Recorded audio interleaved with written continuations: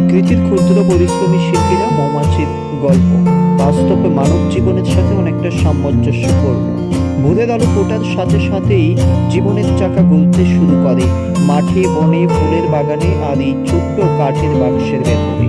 বাক্সের সামনেই অনবরত গুঞ্জন, যেন কর্মব্যস্ততার এক অদ্ভুত সুর বাজছে। এরা কোনো বিশ্রাম চেনে না, কোনো অভিযোগ করে না। সূর্যের প্রথম রশ্মি পড়া থেকে শেষ আলো মিশিয়ে যাওয়া পর্যন্ত একটাই লক্ষ্য, মধু সংগ্রহ করা। বাস্কের সামনে থেকে দেখা যায় কি চমৎকার নিয়মে চলাচল করছে এরা। কেউ ফুল থেকে ফিরে আসছে পা ভর্তি পরাগ নিয়ে, কেউ আবার উড়ে যাচ্ছে দূরের কোনো ফুলের খোঁজে। প্রতিটা মৌমাছির কাজ নির্দিষ্ট, কেউ পাহারাদার, কেউ শ্রমিক, কেউ খাদ্য সংগ্রাহক। এই ক্ষুদ্র প্রাণীদের এই নিয়ম এবং ঐক্য পরিশ্রম আমাদের এক বড় শিক্ষা দেয়। প্রকৃতির সবচেয়ে মিষ্টি জিনিস মধু তৈরি হয় সবচেয়ে কঠিন শ্রমের বিনিময়ে।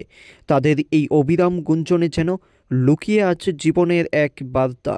থেমে থেকো না, আলো যতক্ষণ আছে ততক্ষণ কাজ করো, নিজের মতো করে পৃথিবীটাকে মধুময় করে তোলো।